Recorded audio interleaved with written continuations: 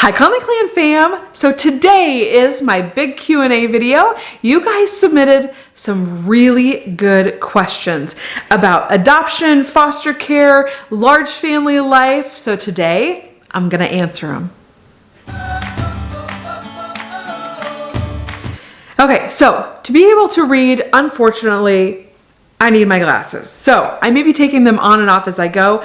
The glare from the lights is always distracting to me, I feel like. So first, way back when we did John's Q&A video, I had some questions from Little Nippas, and I decided I was going to answer them in this video instead of John's.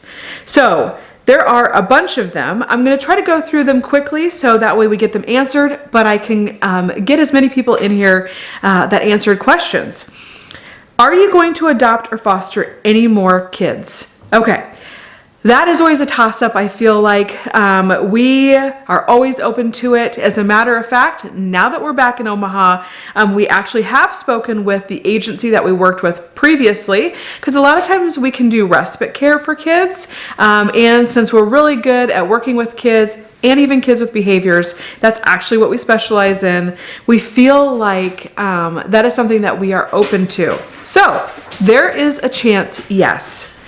Are you going to have any more kids naturally through childbirth? And I cannot. So I don't think I could have after Brianna anyways, but I ended up losing my fallopian tubes, and so I've never been able to find them again. Let's just say that. So I cannot have any children through natural childbirth. What are some of your favorite memories as a child yourself? Oh, I don't even know. I have so many really good memories, I feel like. I had an amazing childhood. I had amazing parents, and I just feel like I was pretty lucky. So I do remember, like, my mom put me in a Miss America pageant, and I had no clue what I was doing. I had never done it before, but I do remember wearing the cute dress, and I remember going out there and doing my little spin or whatever, walking out and coming back and having to change clothes, and I have really good memories of that. And I did not win anything other than a participation trophy, but hey, that was good enough to me at that point. I was only like 4, I think. What are some of your favorite memories of my children? Okay, I have a lot of children and a lot of memories and a lot of good memories with the kids. But all of them I feel like give me something different because of their personalities. And they all have such unique personalities to them. So I have I feel like too many memories to share here, and I don't want to pick one out and then make them feel bad. So maybe I'll come up with a video where I talk about having some really good memories of the kids, and maybe I have some videos of those too that I could share. What are your proudest moments in your life? I would say probably adopting the kids. You know, there's not a lot of people that adopt this many children, and so I'm pretty proud of that. What do I do for work? Well, mostly I do YouTube. Shauna and I, now that we are back in Omaha, are planning on opening a couple businesses that we had previously. And then we just stopped doing it while we were traveling, but we are considering starting those back up. One was like a remodeling construction company. And then I'm going to try to focus more on YouTube. I really enjoy doing it. The kids really enjoy doing it. And I really would like to build our channel to a much bigger level.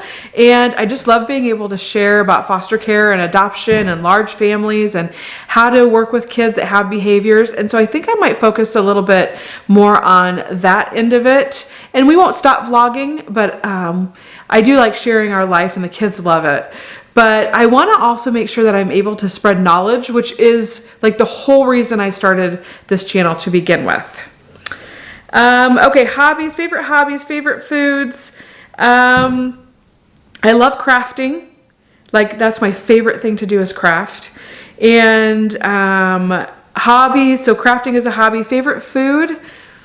Mashed potatoes and gravy. I love mashed potatoes and gravy. If you go back and watch the video where the kids had to answer questions about me, like who knew mom best was the video, and they did not know. That was my favorite food. And they were so mad about some of those. It's such a funny video, I feel like. I'll have to link it up here so you guys can watch that. And then if I could travel anywhere in the world, where would it be and why? Okay, I'm really, really scared to travel outside of the United States. I have no idea where that fear comes from. I've never been anywhere else. And we've traveled a lot around the United States. But there's just something about leaving and going across an ocean that I feel like is a little scary. I would, though, love to visit Spain.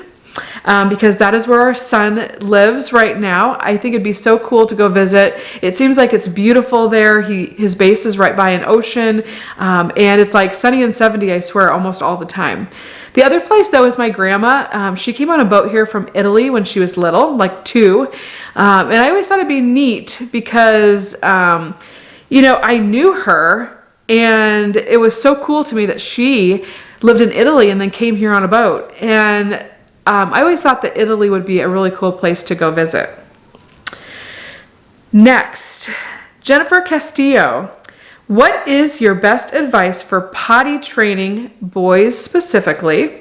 I'm about to train baby 4. Mine are so far apart that I feel like every child is the first. I get it. And then how do you handle days where you just don't want to? Assuming that you have those. Have you ever had a very clingy toddler, and how do you handle that? Okay. Let's talk about potty training. Christian is still not 100% potty trained. He has been so hard. We haven't even started on Logan, and Logan's going to be 2. That's just because of his speech delays, and he cannot communicate with us yet. He's just barely starting to communicate in ways like showing us something.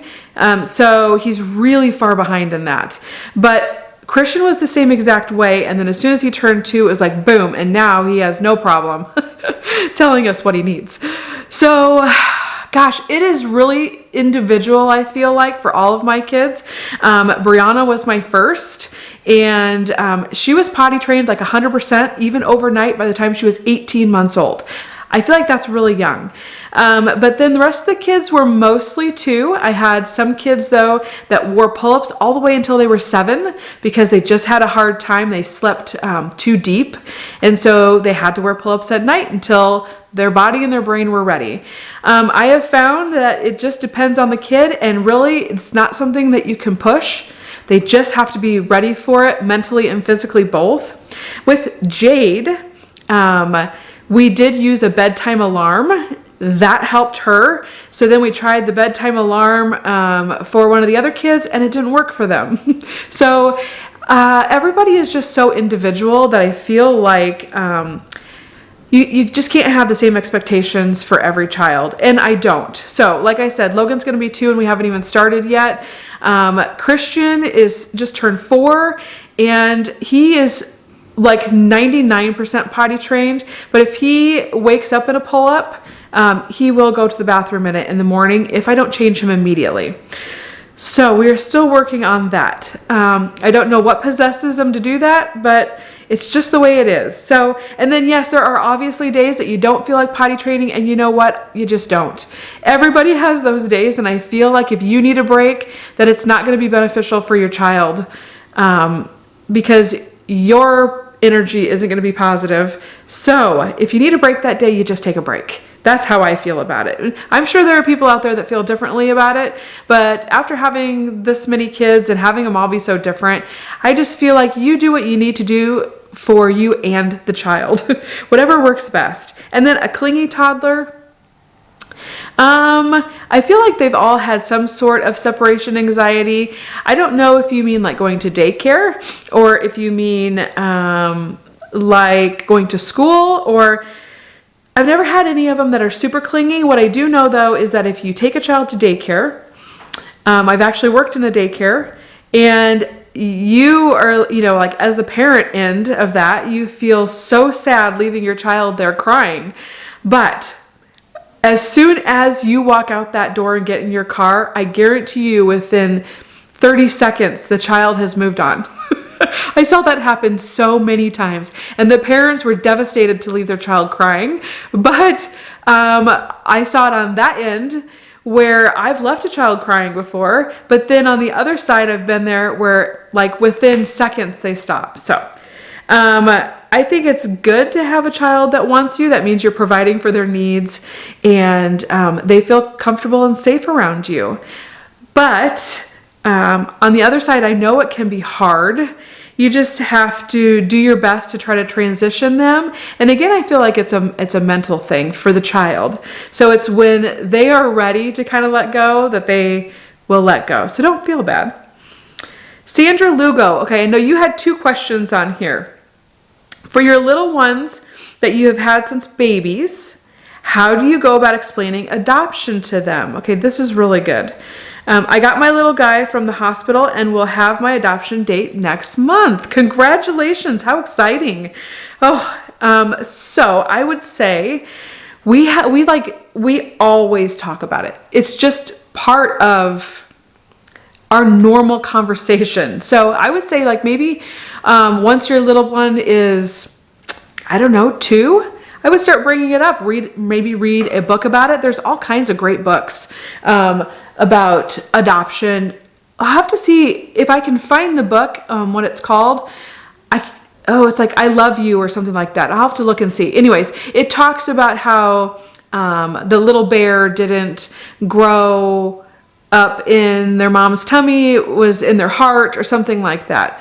And it's a really good book, and it's a great starter book to talk about adoption with your kids. In our family though, like Jade remembered. So Jade was 3 and Lily was 3 months. So Jade just automatically talked about it with Lily, and same with all the other kids. So we just talk about it. It's just part of our everyday conversations. Okay, maybe not every day, but our normal conversations that we talk about adoption. And so the little kids are just exposed to that naturally from the time they're born. So even like Logan, he's just getting ready to turn 2. And he has just heard these conversations because that's just something that we talk about here. Now, if you don't have any bigger kids that talk about it, then just maybe reading those books and then maybe having pictures of your adoption day to show and things like that. So you can go look at that photo book and, oh, look, this was your adoption day. And then it just becomes a natural thing that it's not taboo and it's not, it's something that has positive memories surrounding it. And let me see if I can find your other question that you had on here. It says, I currently have a soon-to-be 19-month-old that I've had since birth and will be adopting soon. I'd like to keep my home open to foster and adopt another child. I've been leaning towards a child that would be close to his age. In your experience, what are the pros and cons to having children close together in age or even the same age? Okay, I feel that the kids that are opposite genders and the same age tend to do better. So we have Izzy and Gavin, and they get along really well. As a matter of fact, Isabella, she will kind of mother Gavin a little bit, and they have a really good relationship. Jade and Rosie, they're like almost the exact same age, and there is a ton of competition between them. So I have found that if they are the same gender, that they tend to have more competition between the 2 of them rather than opposite genders. And they just, in our family anyway, it just seems to work better that way. Okay, Barefoot Goddess. My husband and I are looking to adopt. Is it super expensive? What are the requirements and how can I get as ready as possible to start the process after we find a home to buy? The location we want is slim pickings. That's the only thing holding us back from buying. I get it.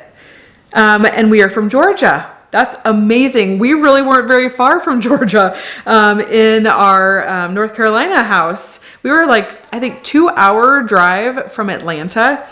So let's see, as far as adopting and being expensive, if you adopt through foster care, which is the only way we've ever adopted, no, it is not. As a matter of fact, in most states, it's covered for you 100%. So in Nebraska, we don't have to pay anything to adopt. Now, obviously, if you get a foster child, they want to reunify, right? Like that should be the ultimate goal is reunification. And so it may take a while to find a child that actually needs a forever home. You can ask for children that only need forever homes, like that have already been terminated on, but I feel like that's a little bit harder too, because a lot of times the foster placements that the children are in will end up adopting them, but not always, because that's actually how we got Jade and Lily. They were in a foster placement, she couldn't keep them anymore, and then moved them to us. So it just depends on how you want to go about it. Now, as far as like adopting not from foster care, it's my understanding that it actually is very expensive, but not through foster care. In Iowa, when we adopted Logan and Christian through Iowa, they were not 100% free, but I think it only cost us like $170, which is pretty much nothing for their adoptions. And that was just for like the birth certificates and some of the paperwork and stuff that we had to pay that. So, and then the attorney that we found actually let us pay after we got reimbursed for it. So I will reimburse you and then you have to pay the attorney. So some of the attorneys will make you pay up front, but ours let us pay after we got reimbursed. So that was really nice. It was kind of like it was free. And ultimately it only cost us the $170. So you just have to figure out like in your state, and it's out there. If you will search on Google, you'll be able to find all kinds of information. Same thing with requirements. So as far as adopting from foster care, you'd have to have your house ready. For instance, they have rules like you have to have, like the child would have to have their own bedroom. If you're going to have more than one, like you could do a sibling group, they can share rooms, but there has to be like so many square footage per child. That's in like Iowa and Nebraska. When we were thinking about going to Arizona, they don't have a square footage requirement in Arizona. So you have to just look at Georgia and see what Georgia's requirements are. I know a lot of states, most states, like you have to lock up any weapons that you have in a locked closet or cabinet, and then like ammunition has to be locked up separately. Medicines have to be locked up, and so things like that where it's nothing like I feel like out of the ordinary. It's just things that you might do already. Cleaners have to be put up high. Alcohol needs to be locked up. So things like that. I feel like they're really simple requirements.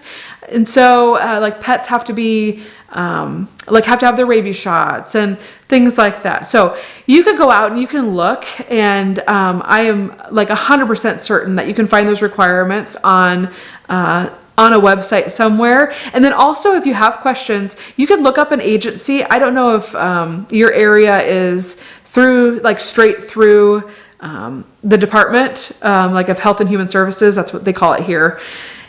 But you could either call them directly, or you could call like an agency if you guys have agencies there, and the agencies can answer all of those questions because they would know more about like what the guidelines or the requirements would be in your area. Sometimes it's not even just state, it's like county, or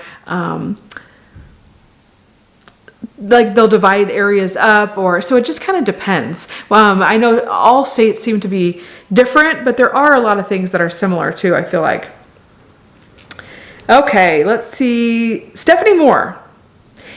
Have you ever had any children who had epilepsy? And no, we haven't. We have worked with kids that have had all kinds of things going on. We've had ADHD, sensory issues, schizophrenia. We've had very aggressive children. We've had runners. We actually had a lot of runners when we were doing the teens. And we were doing the tough teens, like the kids that needed a place to stay because nobody else wanted to take them in. And so a lot of those kids like to run. We have done, lots of mental health issues. We have done no medical issues really, like G-tubes or anything like that, medically fragile. We thought about taking one boy in, we just loved him. And we ended up not taking placement of him. Somebody else ended up taking placement of him. But we were open to that. I know we had thought about doing like Down syndrome, or because they thought Charlie had Down syndrome when she was born. And then it had kind of like, we researched it and it had opened our hearts up to it. And then we didn't end up going that route, but it did end up getting our other sibling group though. So kids with behaviors, like challenging behaviors, and sibling groups, large sibling groups. Those are the two things that we really have honed in to specialize in on. Kelly Grant. Hey Connelly Clan, Logan, what's your favorite toy, your favorite color, and who do you love more, mom or dad? Love your family so much, from Kelly. So those are for Logie, and he was in the picture with me that I posted. He doesn't really have a favorite color yet. I feel like we always lean more towards a color for a kid. Like Gavin, I feel like I always lean more towards green. And Christian seems to be like red or blue. And Logan, I feel like I lean more towards orange. So I don't know if it's just my feeling about their personality or what it is. But, and then who does he love more, mom or dad? I feel like he's torn right now. Like Christian, he is definitely a daddy's boy. Logan, I feel like he's still in that stage where he's kind of torn. He loves us both. And he hasn't picked a favorite yet. Victoria Marshall. I would love to adopt and give kids a home they could enjoy and feel loved in. It breaks my heart for children who are not in that position. Unless I have a spare room, though, they wouldn't entertain it. And sometimes, unfortunately, that happens. And sometimes, though, you could check into doing like respite or emergency foster care, because there is a chance. I know here, if there's not a place for them to go, they have to end up staying in a shelter, or sometimes they sleep overnight at Project Harmony, which is the place that they take the kids before they find a placement. And that's not good. So even if you had a couch maybe that a teen could sleep on until they find a placement for them, they may entertain that. You might want to ask, because sometimes they'll do that. Kim Minus. What do you do for self-care? How do you go about kids missing bio family after adoption? So what do I do for self-care? Okay, I love books. I love to read. I don't really read anymore, but I do listen to audiobooks. So I will do that. I like to watch TV at night. So a lot of times I'll make sure all the kids are in bed by 9 o'clock. And then I'll go sit at my TV or my computer and I will watch a TV show. That is my downtime. It's either that or I'll listen to my book on audio. Those are the two things that I do for downtime. Sometimes Sean and I will sit together and watch a movie. But usually I feel like it revolves around watching TV. And I think that's because it doesn't take a lot of brain power to do that. And because my brain, I feel like, is working all day long and trying to clean and trying to make sure everything runs smoothly, that my brain just needs to do something that doesn't require much power. And watching TV does that. So, and then let me see, you had also said, how do you go about kids missing bio family after adoption? So I don't feel like we've had a huge problem with this, but we do have one child really that has had a hard time with that transition, and we're just very open. We talk about it. We make sure that they know that their birth parents love them still to this day, that they just wanted what was best for them, that they did this because they wanted them to have good lives, and they knew that this was going to be better for them ultimately. We let them know that we're still in communication with their bio family though. So grandparents, we still talk to for all of our kids. And we'll even talk to like aunts and things like that, cousins. And so they still have a lot of contact with birth family. It's just the birth parents. And we even said that if they could get themselves in a good place, for sure that they could have a relationship with the kids. They have not been able to do that yet, so we have not even considered that at all. But that is an option. So we just really talk. We talk about it. We are very open about it. And, we share all the positives. And I feel like that really helps. Some of the kids really had to work through that for a while in therapy.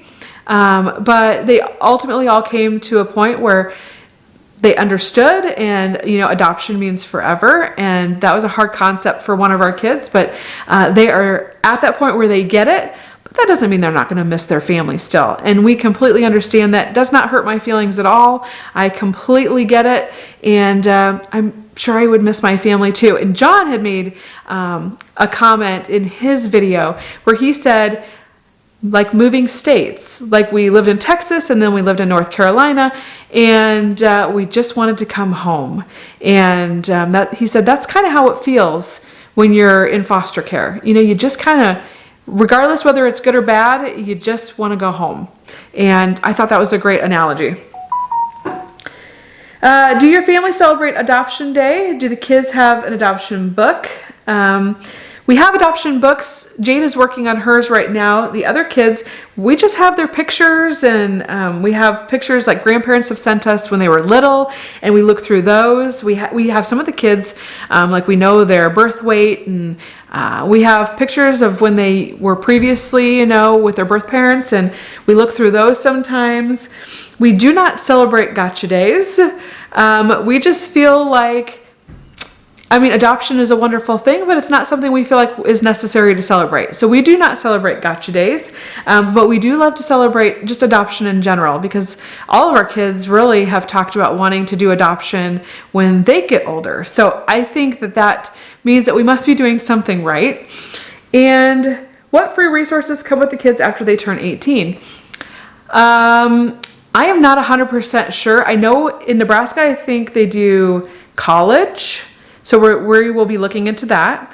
Some of them can get help like moving out and things like that. So we'll be looking at that. I think they can get help getting cars. So every state is going to be different. I only know the things that are here in Nebraska because when we worked with the teens, some of them were getting help with those things. And they're like one of them's called like Project Everlast, and they have a lot of project things that are here. But I feel like it's just phenomenal because the kids get all kinds of help, like with insurance and moving out and buying the cars and all that stuff. And man, I feel like that's one of the biggest things is when a child moves on.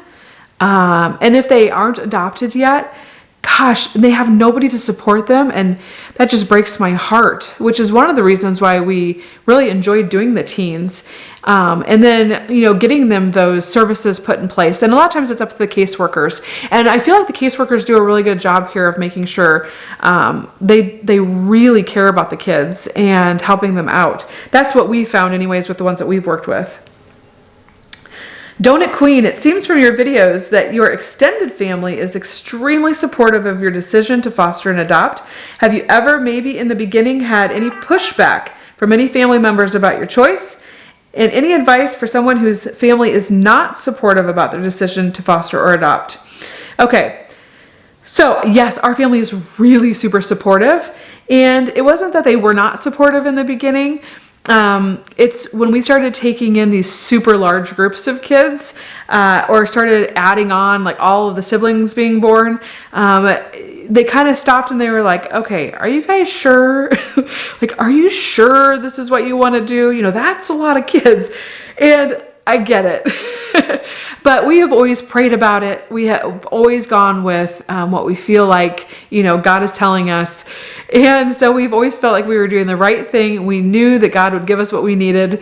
And so far he has. And so now they're all like, oh, we can't imagine, you know, our lives without them. And they are great. They celebrate every birthday.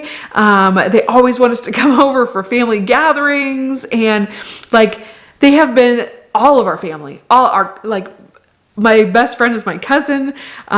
She's super supportive. Sean's sisters, and just like his parents and my parents, and like everybody has been wonderful about it. Now, if I didn't have that, I'm not sure what I would do. I still would have fostered and adopted, 100%. I don't care what my family has no idea. They don't live with me every day, and they're not necessarily my source for happiness. So they also aren't on my walk with me, and it is my walk and my journey, and it's ultimately God who I look to for answers. So not my family necessarily.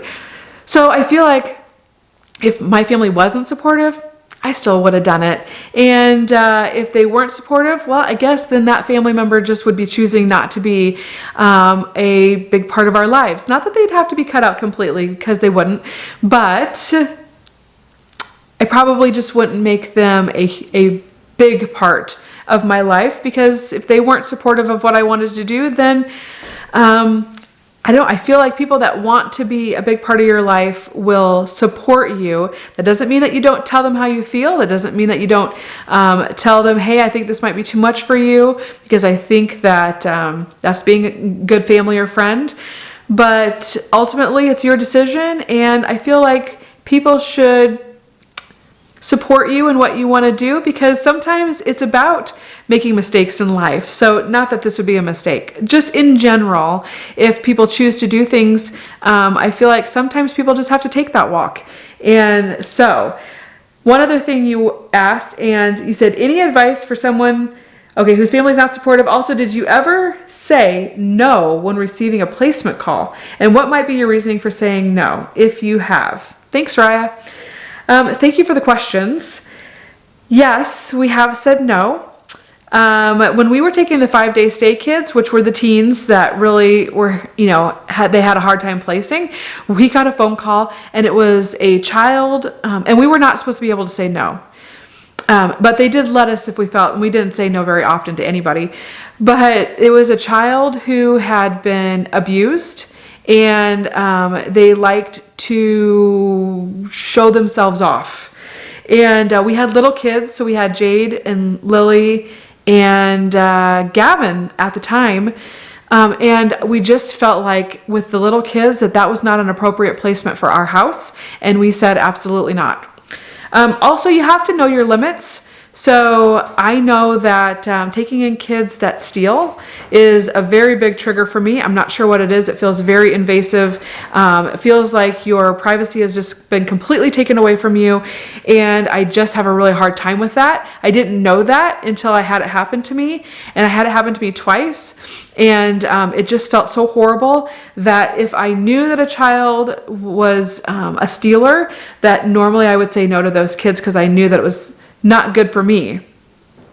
But that didn't happen very often, I feel like. So those would be the reasons, like we would have said no. Otherwise, normally we took all of the placements that they asked us, and we normally kept them for as long as they needed to stay. And even when they were in our house and had challenging behaviors, we stuck out most kids. There was only one time where we gave a notice on a child because he was just way too much for us to handle, and we could handle a lot. And he ended up having to go to a treatment facility where it's like a locked hospital for kids, and he had to go there, and he went there like right after our house to learn how to manage himself and his behaviors. And it was a little bit scarier because he was older. He was, I think, 15 at the time, and he was a bigger kid.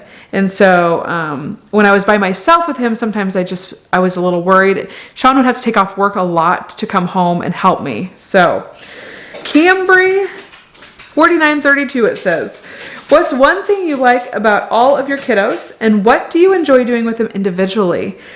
All right, so one thing I enjoy, gosh, there's tons of things I love about my kids. They're all so different from one another that I feel like, there's different things about each one that I really love. But I will say in general, my kids are very open.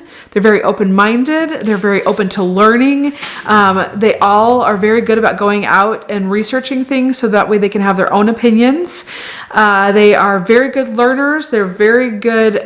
They're very motivated to do things. I don't really have to, a lot of people are like, well, how do you homeschool that many kids? I don't really have to get on them. I tell them what the topic is, and they just do it. Like, I don't have to say, do your stuff, do your stuff, do your stuff. I have 2 kids that I have a really hard time with as far as homeschooling.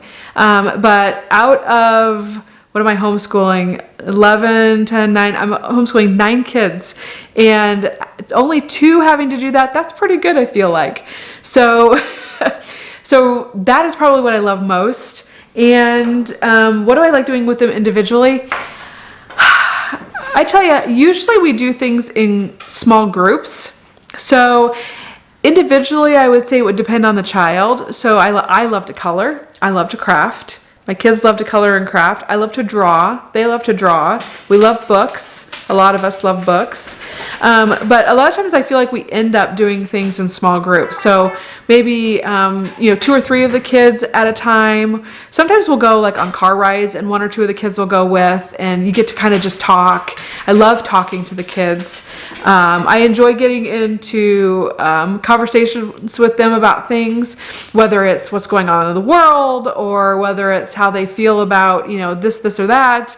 So I do really love doing that with the kids, and then just seeing like what they say, right? What their opinions are, what they've heard. You can find a lot out about what your kids have been hearing when you talk about conversations like that. They know a lot about what's going on in the world, more than I ever thought that they would know at this age, which is really interesting. And let's see, what are the sleeping arrangements in the new house, and which state that you've lived in is your favorite? This is Beth Autumn. Now, sleeping arrangements in the new house, I think you were talking about the cabin that we had. And we actually had 4 girls sharing a room downstairs, and then Emma had her own little like living room area to herself. And then let's see, we had the 2 older boys, Gavin and John, in a room upstairs. We had Charlie, Lily, and Izzy shared a bedroom upstairs also. And then we had Logan and Christian in our room. I really want to move Christian in with the boys, but he still wakes up in the middle of the night and has like night terrors. And I just don't feel like he's ready to go in with anybody yet, because we still have to wake up and console him at night. So I don't want to put any of the kids through that until he has passed that phase. Hopefully that will be soon. But I've heard that sometimes the night terrors can last a long time. So in this house, though, in the new Omaha house that we have so we have Christian and Logan still with us. And then, again, I'm going to be moving Logan, though. We have Gavin and John sharing a bedroom, and I'm going to move Logan in with them. And then hopefully at some point I can move Christian in with them also. So the 4 boys would share a room. I have Elena and Charlie together in a room. I have Emma and Jade together in a room, and then Rosie, Lily, and Izzy, they share a room. So sometimes it just depends on the personalities and how big the room is, and then I have to go off of that amount of space, how many kids should really fit in that room. But we have actually some really big rooms in this house. So the bedrooms are like capable of holding, I would say, at least 4 kids each, if not more than that. But so we just have the 2, the 3, and then the 4 boys.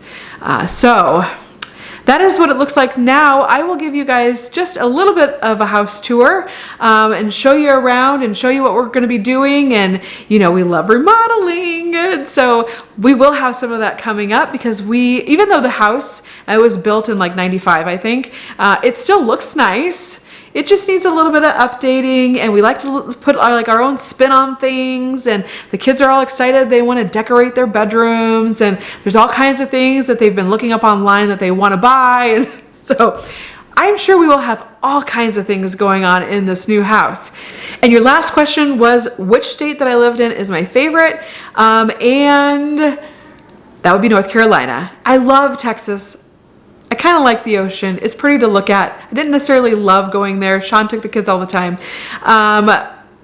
North Carolina is absolutely amazing. It is just completely breathtaking. I am blown away there. I didn't want to leave just because of the beauty of it. The creeks flowing and all the rocks, and it's green a lot of the times, and the fall was gorgeous with all the leaves changing, and it is just spectacular there, and I absolutely love it. I'm glad we still have our property there, because I'm excited. Hopefully we can build a cabin there.